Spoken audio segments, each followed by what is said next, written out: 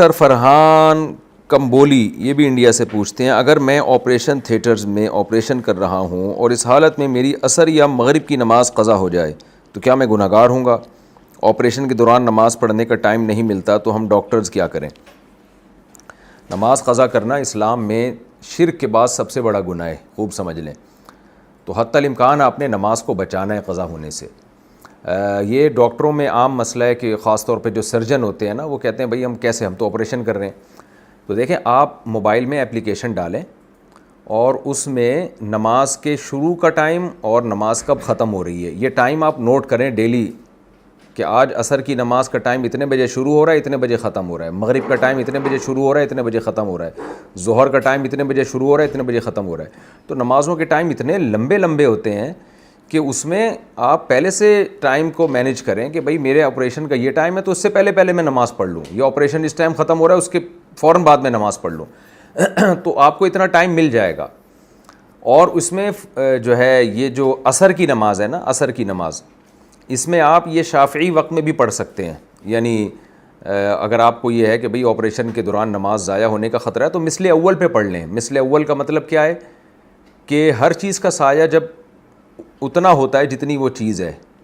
اور زوال کا سایہ نکال کے اس کی ڈیٹیل میں جائے بغیر نا آپ یوں کر لیں کہ اپلیکیشن ڈاؤن لوڈ کریں، اس میں ٹائم لکھا ہوتا ہے کہ عصر حنفی ہے یا عصر شافعی ہے۔ تو امام شافعی کے نزدیک جو عصر کا ٹائم جلدی شروع ہو جاتا ہے اور سورج کے غروب ہونے سے تھوڑی دیر پہلے تک رہتا ہے، تو ان کے عصر کا ٹائم بہت لمبا ہے۔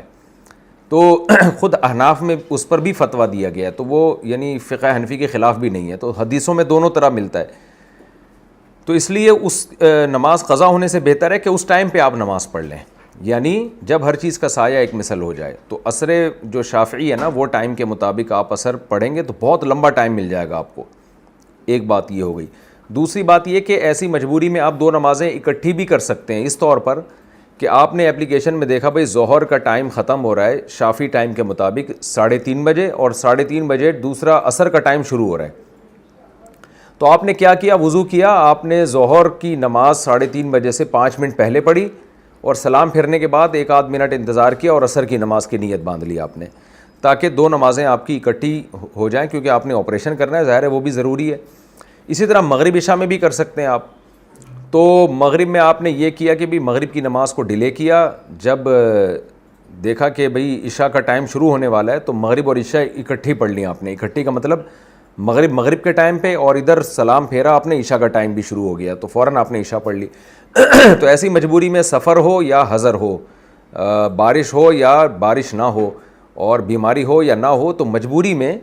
اس طرح سے نمازیں اکٹھی بھی کی جا سکتی ہیں۔ تو آپ نے نماز کو قضا نہیں ہونے دینا کسی بھی صورت میں، اور پہلے سے ٹائم ٹیبل بنا کے رکھیں گے نا اس طریقے سے، تو انشاءاللہ نمازیں اپنے ٹائم پر ہو جائیں گی اور قضا ہونے کی نوبت نہیں آئے گی۔ قضا صرف اسی صورت میں ہوگی جب آپ نے سورج کے زائل ہونے کے بعد، زوال شمس کے بعد آپریشن شروع کیا، اور اتنا لمبا آپریشن چلا ہے آپ کا کہ جی وہ گویا کہ غروب آفتاب تک چلتا ہی رہا ہے آپریشن، تو پھر تو ظاہر ہے ٹائم ہی نہیں ملا نماز کا۔ تو ایسی مجبوری تو میرا خیال ہے ڈاکٹروں کو نہیں ہوتی ہے تو کبھی کبھار ہی شاید ہوتی ہو۔ تو اس طرح سے آپ عمل کریں، جیسے ہی نماز کا وقت داخل ہو فوراً نماز پڑھ لی، اور اگر نماز کا وقت جیسے ہی داخل ہوا ہے اور ٹائم ابھی داخل نہیں ہوا، آپریشن کر رہے ہیں آپ اس ٹائم پہ، تو پھر آپ دیکھیں کہ ختم کب ہو رہا ہے تو آخری وقت میں لے جائیں۔